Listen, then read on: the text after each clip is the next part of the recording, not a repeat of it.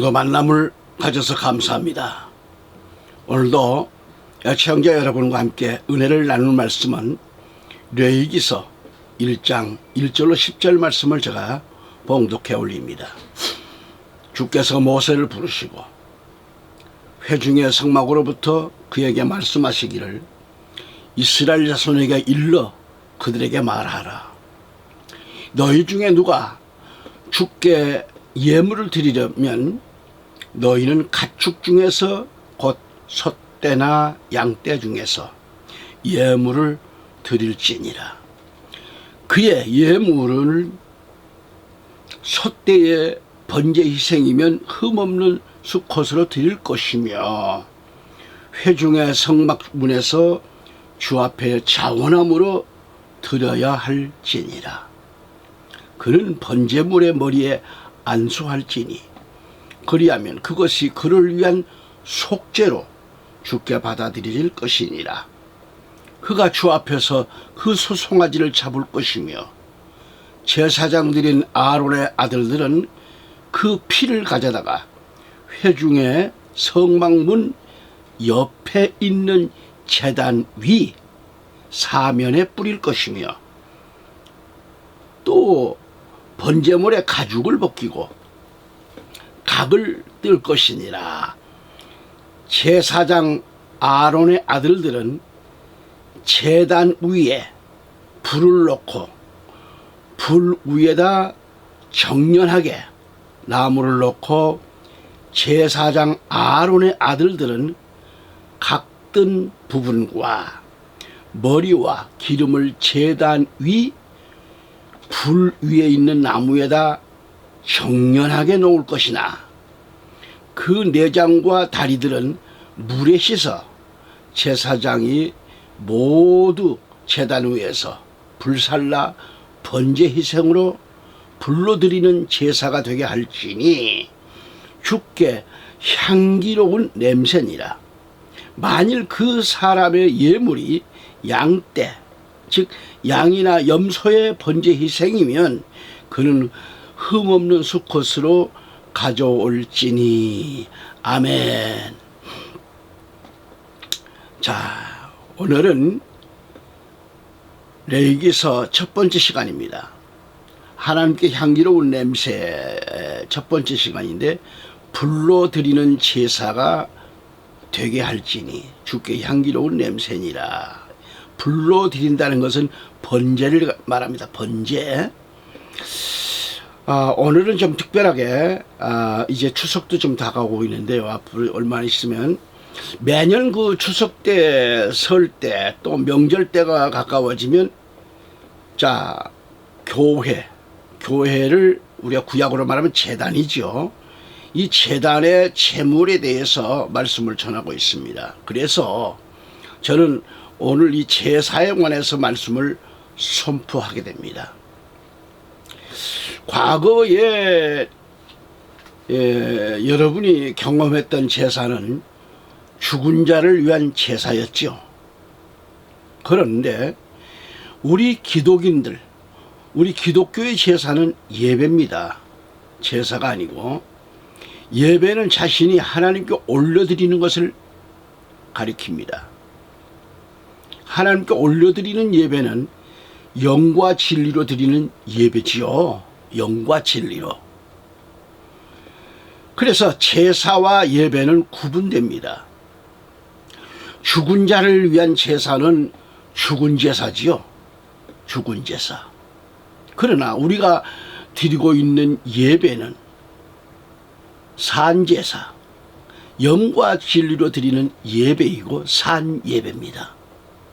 그러니까 우리 하나님은 살아 계시기 때문에 산 예배를 드리는 거예요. 구약에 나타나신 하나님은 반드시 제사를 통해 사람들을 만나 주셨습니다. 그런데 그 제사를 드릴 때 반드시 하나님께 드려지는 제물이 준비되어야 돼요. 그리고 죄를 범한 아담에게도 짐승을 죽이고 가죽옷을 입히신 다음에 만나 주셨습니다. 아벨과 노아도 이 제사를 통해서 하나님을 만날 수 있었어요. 그러니까 이스라엘 민족이 성막에서 이 제사를 드렸을 때 하나님을 만나게 됩니다. 잘 살든지 못 살든지 아무튼 빈손으로는 하나님 앞에 나올 수가 없습니다. 빈손 갖고 안 돼요. 나올 수가 없어요. 그래서 반드시 흠없는 짐승을, 깨끗한 짐승, 흠없는 짐승을 하나님 앞에 가져와야 되고 드려야 했고, 또 곡식을 준비했을 경우는 어떻게 해요? 고운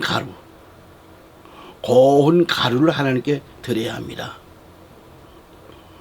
그러니까 그렇다면은 오늘 이 시대에도 흠없는 짐승과 고운 곡식을 그리고 고운 가루를 내서 제단에 바쳐야 하는가?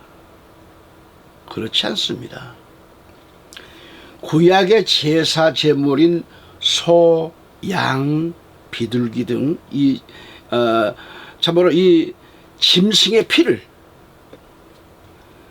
제물로 드렸습니다만, 이 제사법은 예수 그리스도께서 십자가로 다 이루었다고 말씀하셨기 때문에 구약의 제사법은 폐하게 된 겁니다.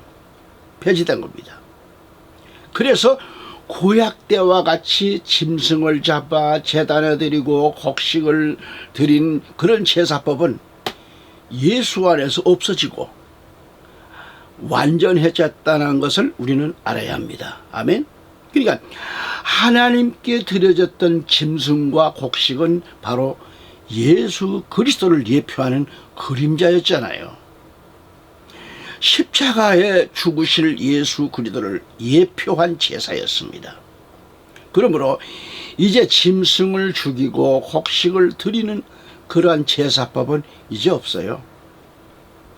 그래서 히브리서 10장 18절에 보면 사도 바울은 이렇게 말합니다. 이제 이것들을 용서하신 곳에는 더 이상 죄를 위한 제물이 없느니라 그랬어요. 그래서 구약의 제사는 다시 오실 실체와 원형의 그림자이기 때문에 또 모형일 뿐입니다. 실체와 원형이 오면 그분이 바로 예수 그리스도이시죠. 그림자도 모형도 다 필요 없게 되는 거죠. 예수 그리스도는 바로 그 실체와 원형이시기 때문에. 그렇지만 성경 레위기에 기록된 이 제사법이 우리에게 지금도 하나님 말씀으로 존재하고 있고 전해지고 있다고 하는 것은 무슨 뜻인가?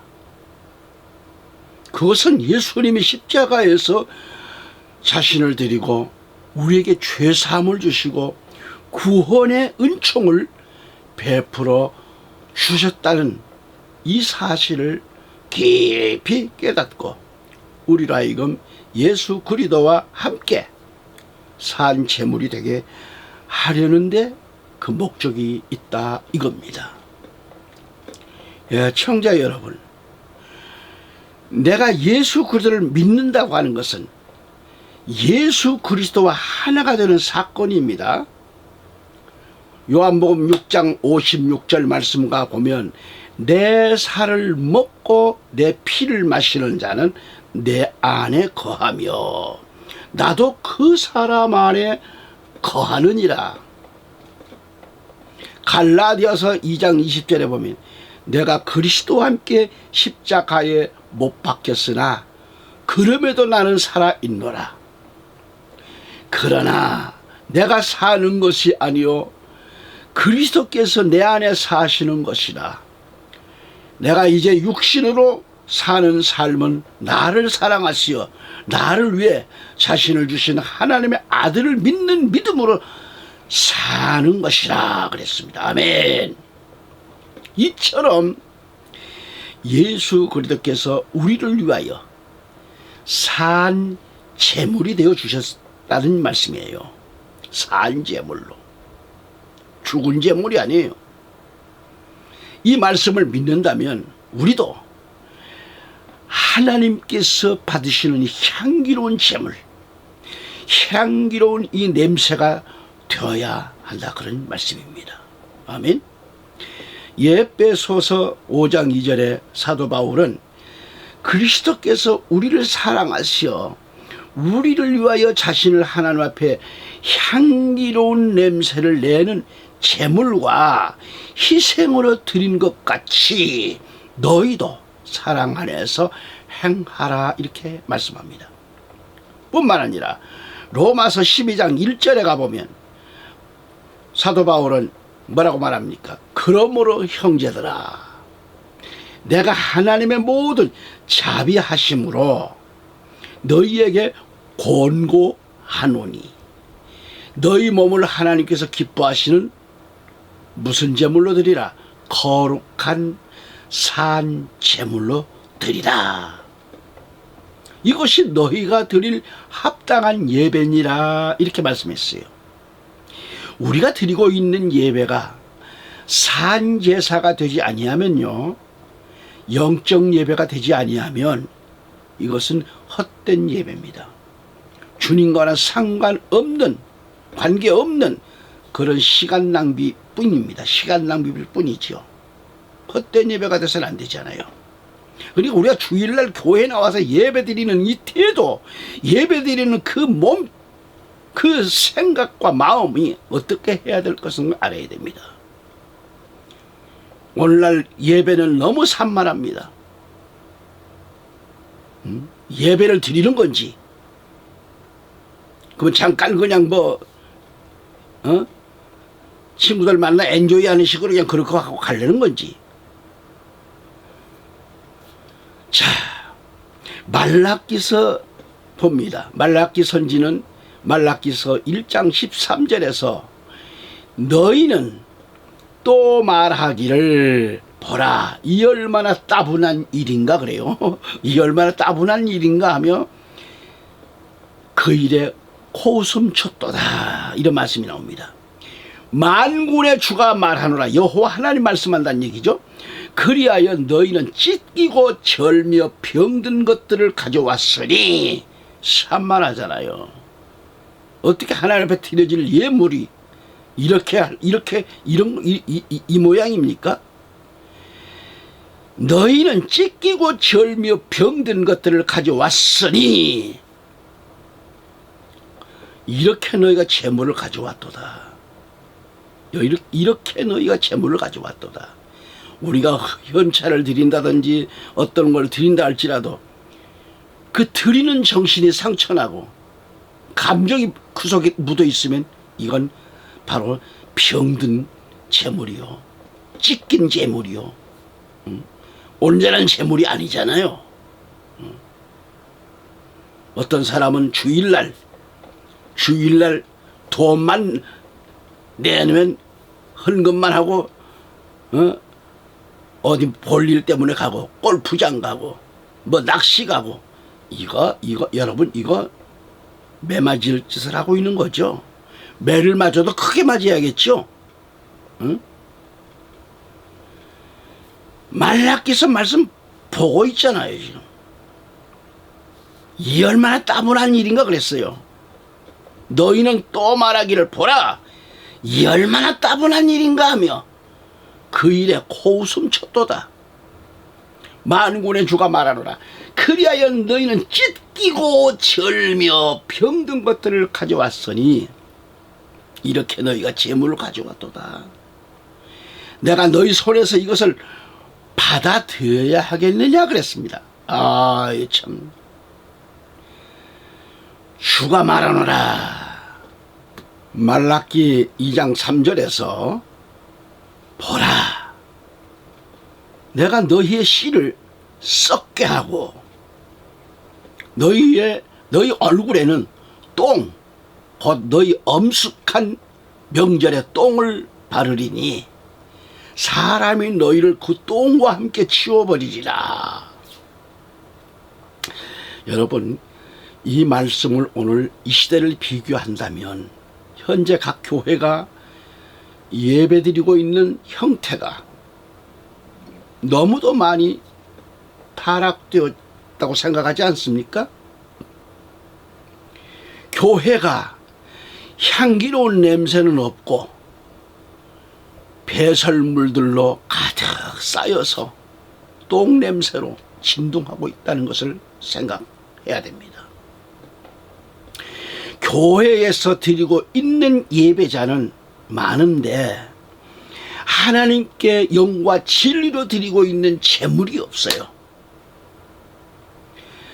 제물은 성도 자신을 가리킵니다. 어디서 다른 게 아니에요. 내 자신이 제물이에요. 성도 자신이 하나님 성전 제단에서, 즉 교회에서 바로 성스러운 제물로 드려져야 된다는 그런 얘기입니다. 그런데 향기로운 냄새가 나야 하는데 배설물, 썩는 냄새만 풍기고 있잖아요. 참된 예배자, 참된 제물이 보기 힘든 시대입니다. 레위기서에 기록된 5가지 제사를 말씀을 통해서 바로 알아야 할 겁니다.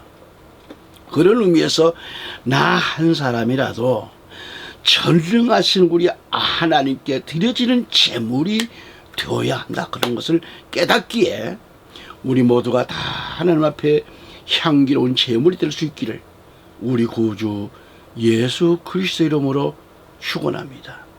아멘. 그러면 첫 번째 생각할 것은 과연 번제단, 불로 태워드리는 거죠. 제단의 번제 제물이 되라 이 말이죠. 그 외에는 안 됩니다. 그래서 3절 말씀에 그의 예물이 솥대의 번제 희생이면 흠 없는 숫컷으로 드릴 것이며 회중의 성막문에서 주 앞에 차원함으로 드려야 할지니라. 10절에 만일 그 사람의 예물인데 예물이 양떼, 즉 양이나 염소의 번제 희생이면 그는 흠없는 수컷으로 가져올지니. 13절에 그는 내장과 다리를 물로 씻을 것이요 제사장은 그것을 모두 가져다가 제단 위에 살을지니라. 그것이 번제 희생으로 불로 드리는 제사니 주께 향기로운 냄새니라. 14절에 만일 주께 드리는 그의 예물이 새의 번제 희생이면 산비둘기들이나 어린 집비둘기들로 드릴지니라 라고 하셨습니다. 그렇다면 하나님께 드려지는 이 5가지 제사법에 대한 가장 기본이 되는 것은 바로 뭘까요? 제사가 바로 번제입니다. 하나님께 번제를 먼저 드리지 않고서는 그 어떤 제사도 드릴 수 없습니다. 번제를 드릴 후에 소제를 드려야 하고 그 다음 화목제물을 드리고 속죄제물을 드리고 속건제물을 드려야 됩니다. 여기서 번제라고 하는 것은 하문으로 말씀드리면 구울 번자를 써요. 굽는다. 구울 번자, 제사제자. 즉 제물을 불에 태워서 드리는 제사가 바로 번제 제사입니다. 번제 제물은 소, 양, 염소, 산비둘기, 집비둘기 뭐 등등. 그러나 반드시 이건 흠 없는 것, 흠이 있어 갖고는 안 돼요. 흠 없는 것 가지고 드려야 돼요. 흠이 없는 것, 실한 것으로. 수컷이어야 되고 또요. 흠이 있는 것은 제물이 될 수가 없습니다. 예수 그리스도는 바로 흠이 없는 분이시기 때문에. 그래서 베드로전서 1장 19절에 뭐라고 말씀하고 있는가? 흠도 없고 점도 없는 어린 양 같은 그리스도의 보배로운 피로 된 것이기 때문이니라 그랬습니다. 우리 또한 예수 그리스도 안에서 그리스도의 피로 죄사함을 받고 흠없는 제물이 돼야 되는 겁니다. 그리할 때 산제물이 되는 것이고 천능하신 하나님께 향기로운 냄새가 된다, 그런 얘기입니다. 아멘. 애청자 여러분, 번제, 소제, 화목제, 속죄제, 속건제, 이 5가지 제사 중 번제 제사가 가장 기본이고요. 번제 제사가 없이는 그 어떤 제사도 소용이 없듯이 우리의 신앙생활에서도 마찬가지, 우리의 신앙생활에서도 번제 제사가 없이는 그 어떤 예배도 온전한 예배가 될 수 없다는 것을 알아야 합니다. 아니 지금 구약시대인가 지금 무슨 송잡아 양잡아라는 얘기냐? 아니요. 말씀 잘 들으세요. 예수 그리스도는 우리를 위하여 온전히 십자가에서 번제제물이 되어주셨습니다. 번제제물은 반드시 불에 태워서 드려지는 제물을 말합니다. 이것을 화제라 그래요. 번제제물은 아무 것이나 될 수가 없다는 얘기죠. 어떤 제물이 번제제물이 되었는가? 흠없는 소, 흠없는 양, 흠없는 염소, 흠없는 비둘기, 그것으로 제물을 드리라고 했습니다. 서로 드릴 수 있는 자는 서로 드리고, 양을 드릴 수 있는 사람은 양으로 드리고, 염소를 드릴 수 있는 사람은 염소로 드리고, 또 염소로 드리고 뭐 해서 이렇게 뭐 비둘기도 드리고 그러죠. 그렇게 하는데 이것도 못 드릴 정도 정말 가난한 그런 사람이라면 집비둘기 좋아요.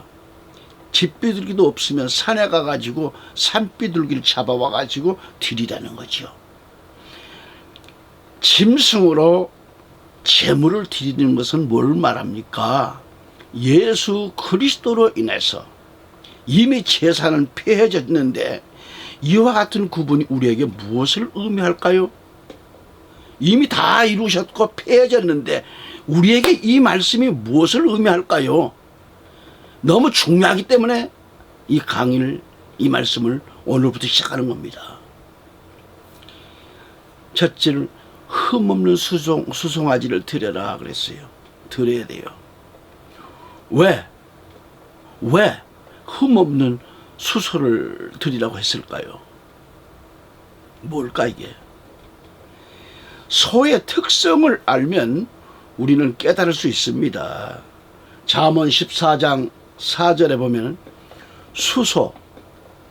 수소의 힘으로 얻는 것이 많으니라, 이 말씀이 나와요. 무슨 얘기일까? 소의 특성은 힘을 말합니다. 힘. 소의 힘으로 주인에게 온전한 충성을 합니다. 수소는 암소보다 더 강한 힘이 있지요. 그래서 이사야 1장 3절을 보면 소의 특성을 말하고 있습니다. 소도 자기의 주인을 알고 그랬어요. 자기의 주인을 알아요. 그러면서 이어진 말은 뭘까요? 이스라엘은 알지 못하고 나의 백성은 깨닫지 못하는도다 그랬습니다. 여기서 소의 충성을 나타내고 있는데요, 예수 그리스도는 수소에 아주 충성된 그런 모습처럼 완전히 하나님께 충성을 다했던 것입니다. 단 한 번도 자신을 위한 그런 삶을 사신 적이 없으셨습니다. 누가? 예수 그리스도께서 말이죠. 마태복음 20장 28절 보시면 인자도 섬김을 받으려고 온 것이 아니라 섬기러 왔고 또 많은 사람을 위하여 자기 생명을 몸값으로 주려고 온 것이라고 하시더라. 요한복음 6장 38절 39절 가보면 이는 내가 하늘에서 내려온 것은 내 자신의 뜻을 행하려는 것이 아니요 나를 보내신 분의 뜻을 행하려 함이라.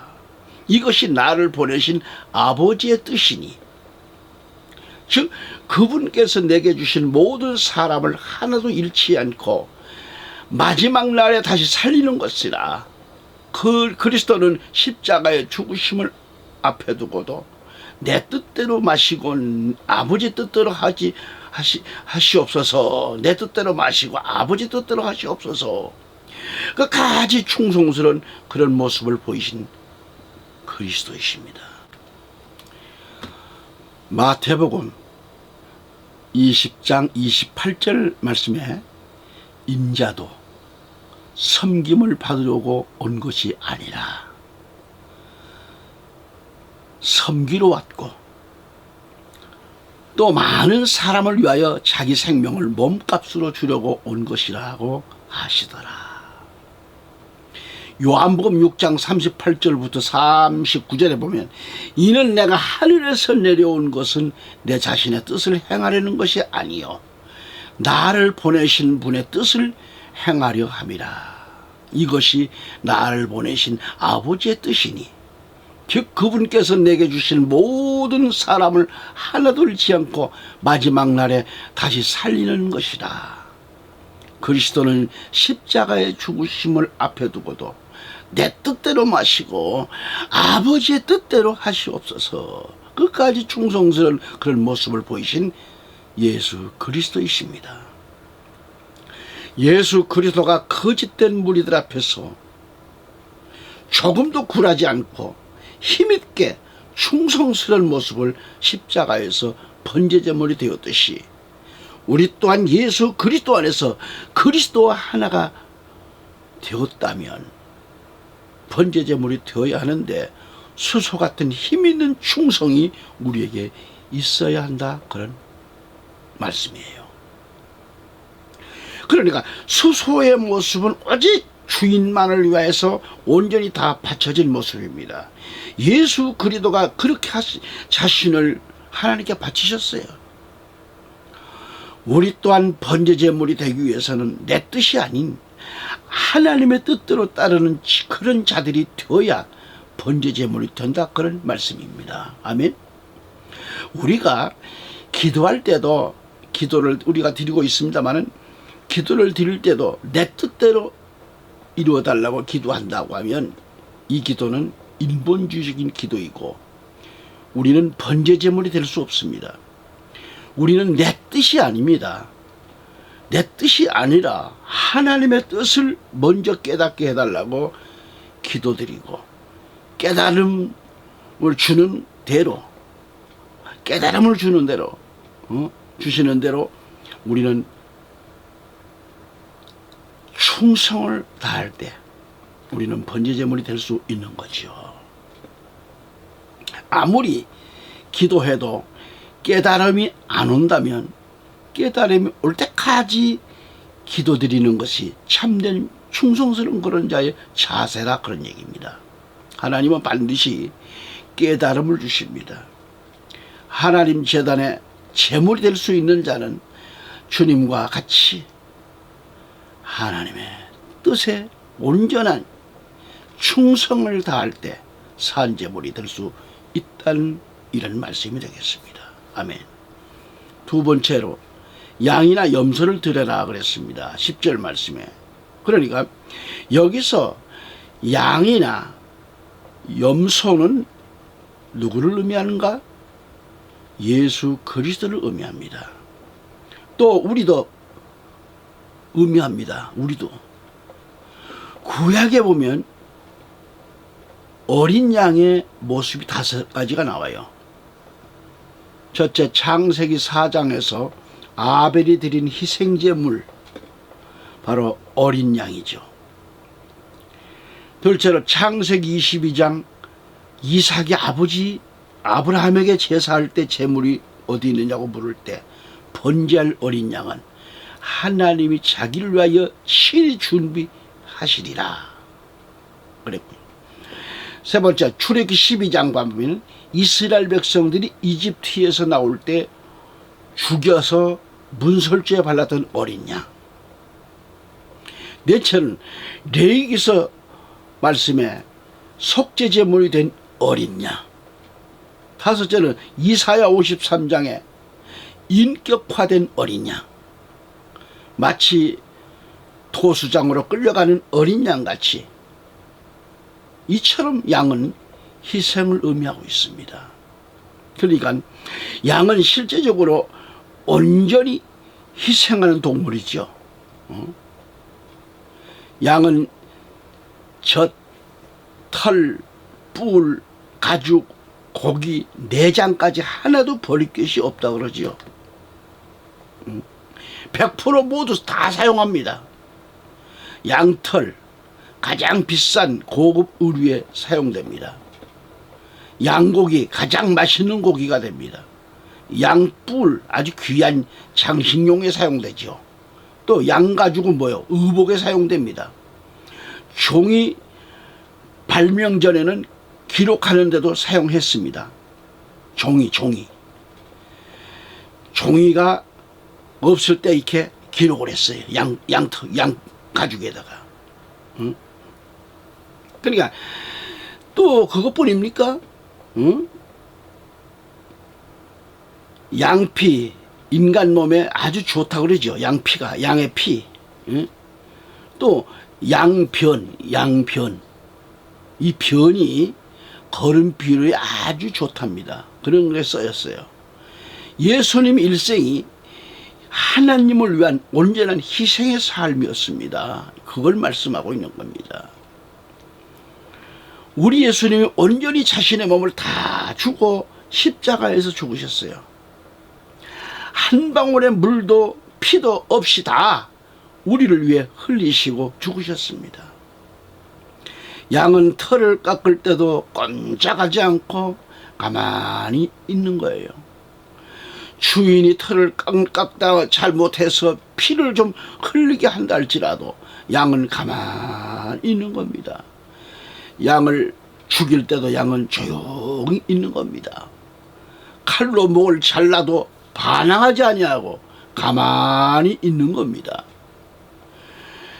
피가 줄줄줄 흘러도 가만히 있다가 다 쏟아지면 푹 쓰러지고 마는 겁니다. 그래 죽어요. 다른 짐승들은 죽을 때 어떠합니까? 막 난리가 나지요. 막 소리를 꽥꽥 지르고 막 난리 법석을 떠는 게 그런 거 아니겠어요? 우리 예수님은 양처럼 묵묵히 그렇게 죽으셨어요. 그리스도는 거짓 무리들 앞에서도 단 한마디도 변명하지 아니하셨습니다. 갖가지 고문 앞에서도 모욕적이고 수치스러운 그들 앞에서도 견디기 힘든 고통 가운데서도 우리 예수님은 잠잠한 양같이 묵묵히 감당하셨습니다. 그래서 이사야 선지는 이렇게 말합니다. 이사야 53장 7절에 그가 억압을 당하고 고난을 당하여도 그의 입을 열지 아니하였으니 그가 어린 양처럼 도살장으로 끌려가며 또 털 깎는 자들 앞에 양이 말없듯이 그가 자기 입을 열지 아니하는도다 라고 하셨습니다. 애청자 여러분, 십자가 예수 안에서 예수와 하나가 되었는가? 번제 제물이 될 수 없다는 것을 깨달아야 됩니다. 양 같은 희생이 우리에게 있는가? 어떤 상황에서도 우리는 불평해서도 안 됩니다. 견디기 힘든 고난이 와도 병이 찾아왔어도 밥을 굶게 하더라도 감옥에 들어갈지라도 사람들에게 모욕을 그리고 멸시를 받을지라도 우리는 불평하면 안 된다는 것을 알게 됩니다.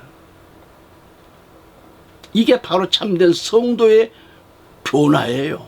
성화예요. 우리는 양처럼 묵묵히 그 길을 가야만 합니다. 그래야 우리는 하나님의 번제 제물이 될 수 있는 거란 얘기죠. 양이 아닌 다른 짐승의 모습을 가진 교인들은 소리치고 불평하고 원망하고 근심하고 난리 법석을 떨지만은 우리에게 이런 모습은 없는지 살펴봅시다. 살펴보고 이제라도 양처럼 희생하는 모습을 가져서 제단의 제물이 되시기를 우리 주 예수 그리스도 이름으로 축원합니다. 여러분, 염소는 어떤 의미를 뜻하고 있는가요? 염소가 왜 번제 제물이 되는가? 보통 염소를 생각하면 단점을 말하는데 여기서는 하나님 제물이기 때문에 염소의 좋은 점을 말하고 있는 겁니다. 염소의 특징을 여러분 아세요? 염소의 특징을 살펴보면 의미를 알 수 있습니다. 그래서 예레미야 선지자가 이렇게 얘기를 합니다. 예레미야 선지자 50장 8절에 양떼들에 앞서가는 순염소들 같이 그래요. 양떼들 앞에 앞서가는 순염소들 같이라고 그랬어요. 그러니까 염소는 사람이 아무리 밀어도 절대 안 밀립니다. 오히려 더 밀어붙입니다. 이것이 장점이 될 수 있다는 얘기죠. 사람의 뜻으로 밀어붙이는 것이 아니라 하나님의 뜻이라고 하면 어떤 반대에도 굴하지 않고 이는치 저는치 보지 않고 밀어붙이는 거예요. 우리 예수님이 이렇게 살다 가셨어요. 그 어떤 누구의 눈치도 보지 아니했습니다. 오직 하나님의 뜻을 따라 십자가에 죽으실 때까지 조금 더 뒤로 물러서지 않고 앞장서서 나가셨습니다. 성도의 신앙도 이런 염소 같은 장점의 모습이 있어야만 하나님의 번제 제물이 될 수 있다는 것을 의미합니다. 사람 눈치, 이거 눈치 보고서는 하나님의 일을 할 수 없습니다. 지금 내 환경을 바라보고서는 하나님의 일을 할 수 없습니다. 하나님의 뜻이 분명하다면 우리는 믿음으로 밀고 나가야 돼요.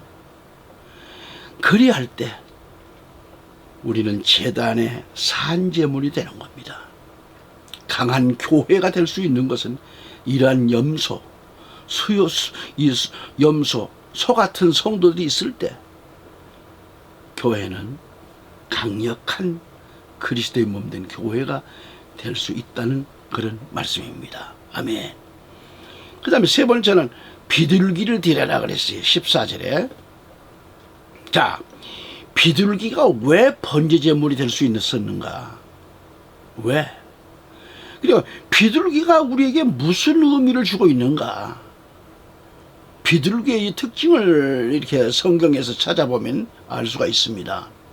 창세기 8장에서 홍수가 끝났을 때 노아는 비둘기를 밖으로 내보냈잖아요. 창세기 8장 9절에 보면 그러나 비둘기가 온 지면에 물이 있기 때문에 발로 앉을 자리를 찾지를 못하고 방주에 있는 노아에게로 돌아왔더라 그랬습니다. 그때에 그가 손을 내밀어 비둘기를 붙잡아 방주 안으로 그리고 자기에게 잡아들이더라 그랬습니다. 여기서 비둘기의 특성은 깨끗한 곳이 아니면 앉지 않는다는 것, 이겁니다. 노아가 이번에는 뭘 내보냈죠? 까마귀도 내보냈지만 돌아오지 않았다는 거죠. 까마귀는 더러운 것을 좋아하는 새입니다. 그러나 이 비둘기는 깨끗한 새입니다. 예수님도 마태복음 10장 16절에 보라 내가 너희를 내보내는 것이 마치 양을 이리들 가운데로 보냄과 같도다. 그러므로 너희는 뱀처럼 지혜롭고 비둘기처럼 순수하라 그랬습니다. 그러므로 비둘기의 특징은 뭐예요? 깨끗하고 순결한 특징을 가지고 있다 그런 얘기입니다. 우리 예수님이 흠도 점도 없이 깨끗하셨고 순결하신 주님이십니다. 그런 분이셨습니다. 아멘. 그래서 우리를 위하여 하나님 앞에 번제제물이 되신 거 아니겠어요? 예수 그리스도 안에서 예수와 하나가 되었나요? 하나가 되었나 이겁니다. 우리가 제단의 번제제물이 되기를 원하십니까? 그렇다면 우리의 신앙이 깨끗하고 순결해야 된다 그런 얘기입니다. 그런 뜻을 갖고 있습니다. 신앙인 중에 모태신앙을 가진 자들을 보면은 참으로 부러울 때가 많습니다.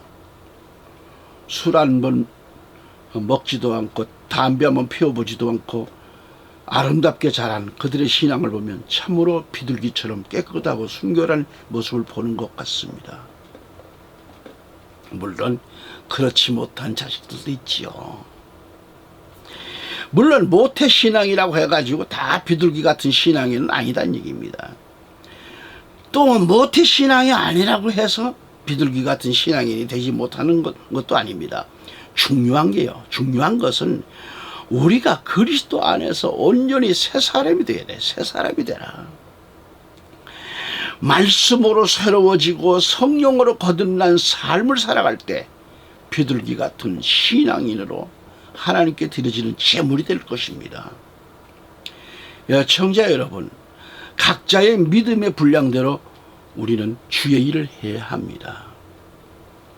로마서 12장 3절에 이렇게 말씀합니다. 내게 주신 은혜로 인하여 너희 중 각 사람에게 말하노니 자신에 대하여 마땅히 생각할 그 이상의 생각을 품지 말고 다만 하나님께서 각 사람에게 나누어 주신 믿음의 분량에 따라 건전하게 생각하라고 말씀합니다. 수소 같은 충성의 힘을 가져야만 하나님 제단의 제물이 될 수 있습니다. 양 같은 희생하는 믿음이 있어야만 하나님 제단의 제물이 될 수 있습니다. 염소 같은 강한 믿음이 있어야만 하나님의 제단의 제물이 될 수가 있고요. 비둘기 같은 깨끗한 순결함이 있어야만 하나님의 제단의 제물이 될 수 있다. 그런 말씀입니다. 자, 애청자 여러분, 제단의 제물이 되기를 원하십니까? 정말 원하십니까? 각자의 주신 믿음의 분량대로 우리 예수님, 성령님, 아니 우리 주님의 제단의 제물이 되기를 바랍니다. 번제 제물을 불에 태워서 드려지는 화제입니다. 성령으로 거듭나지 않고 어떻게 수소 같은, 양 같은, 염소 같은, 비둘기 같은 믿음이 생기겠는가? 성령의 불로 충만받아서 여러분 각자의 믿음의 분량대로 제단의 제물이 되시기를 바랍니다. 제단의 제물이 되지 않고서는 하나님이 연락하지 않는다는 사실을 깊이 깨닫고 섬기는 교회, 그 제단의 제물이 되시기를 우리 구주 예수 그리스도 이름으로 축원합니다. 아멘.